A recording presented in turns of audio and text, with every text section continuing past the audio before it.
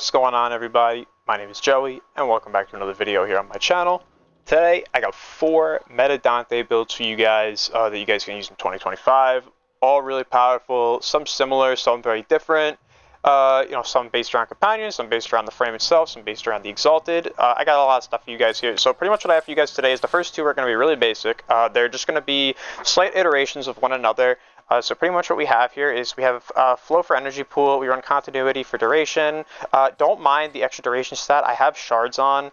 And then we pretty much just want to go for a decent amount of range here, so we have enough range so we can hit most of the room or the entire room with Dark First, as well as the second cast of I didn't mean to press that. As well as the second cast of Final Verse here. You'll get a 9.24x multiplier, which is really nice. It's pre-impetus. Impetus is going to be giving us around 84% strength with this and 42% efficiency, which is really, really nice.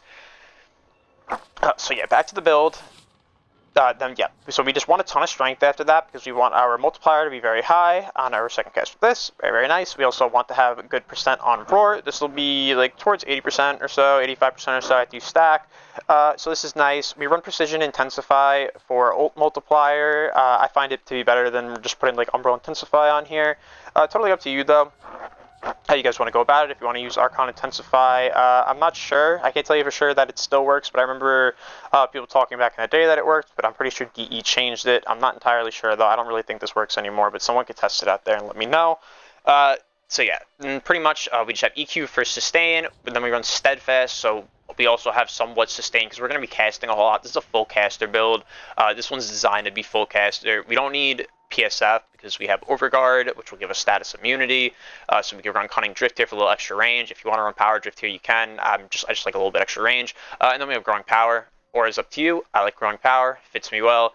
So I'm just going to show you guys this real quick. Now, if you guys don't really know Dante, don't know how to play him, pretty much he has 2 actives along with his 4 casts of his ult. One is casting your second ability, then your third. That'll be 1 active. You can see it in the top right. It lasts 70 seconds. That's your Noctua along your side and your companions. You cast your 3 and you cast your 2. That will put these page flights out, and they will attack enemies, and they will apply slash to them, and they will increase the status vulnerability and status damage that those enemies that they hit take for about 50 seconds, which is really, really nice.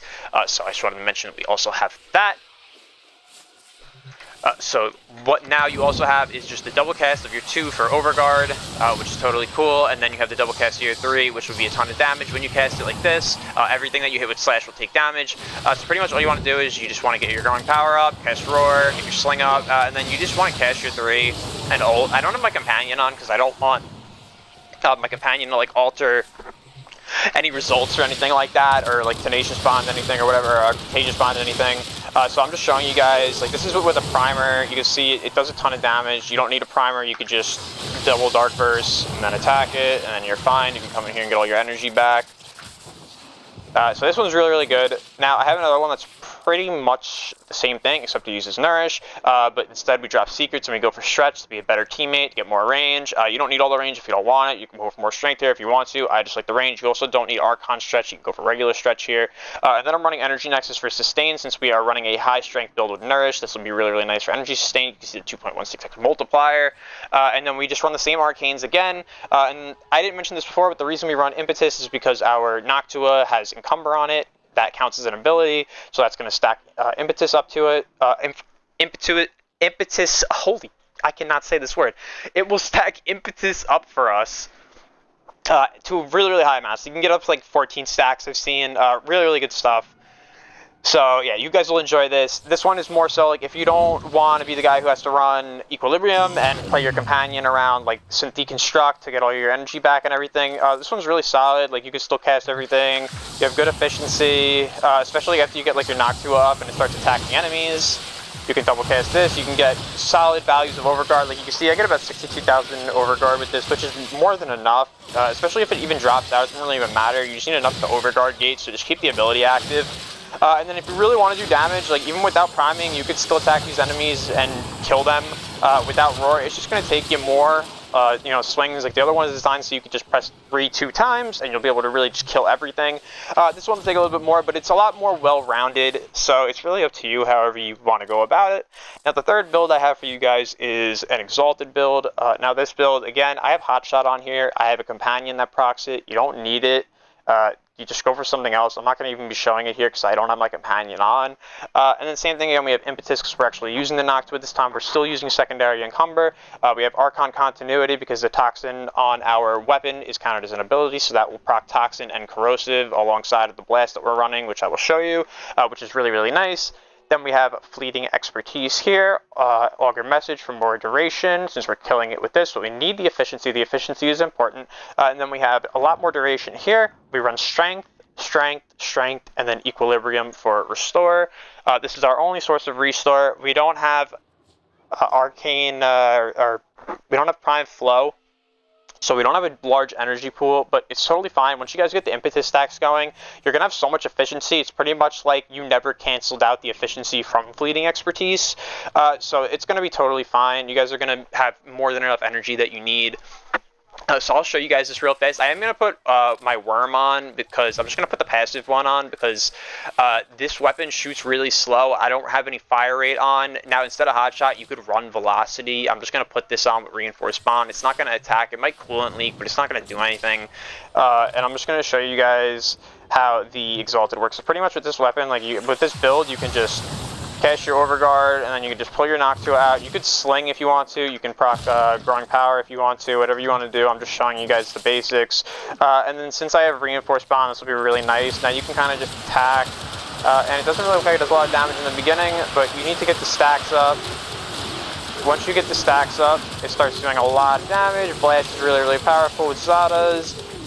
You know, this isn't the strongest exalted weapon in the game that I've used, but it's definitely fun to use. Like if you're in a mission, don't forget these are all SP heavy gunners too. Like these aren't fodder units. Like fodder units will be getting deleted by this. You pretty much can just walk around missions and kill enemies with this. It's really, really solid. Like I was saying, I'm not externally buffing it at all. It's just the Noctua in general. Here's the build that I'm using on it right now. You could totally go for a different build if you would like to.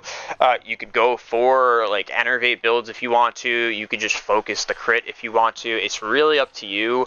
I just thought this was a really simple one to make. It's really pretty much the same thing as the Titania build, which I haven't covered yet. I will be covering it. It's definitely like the best way to play this, but it's kind of just like a Dante's version of it. So it's really fun to use, and I wanted to show you guys this, and I leave this on with Encumber because it works with all the other builds. Now, I said I have 4 builds, and you only see 3, but it's funny because this one actually doubles as a second build. So if we go with Mecha Set here, all you need to do is make sure you have this Formud.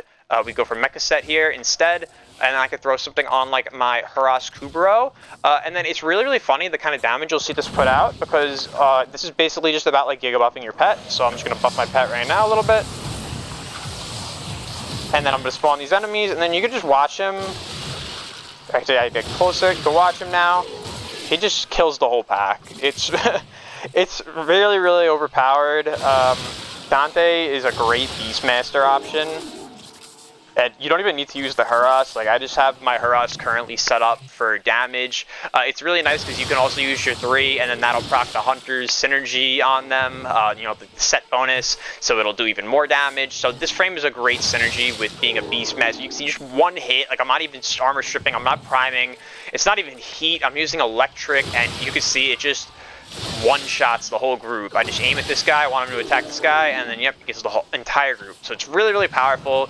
And those are the 4 builds I have for you guys. So let me know if you guys enjoyed them. Noctua build that I have doesn't really seem too optimal, but it seems solid enough. So if you guys want to build your own version of the Noctua and you find a better way to make it, please let me know in the comments down below. But thank you for watching this video. Have a wonderful day. Please like, subscribe, comment, and thank you.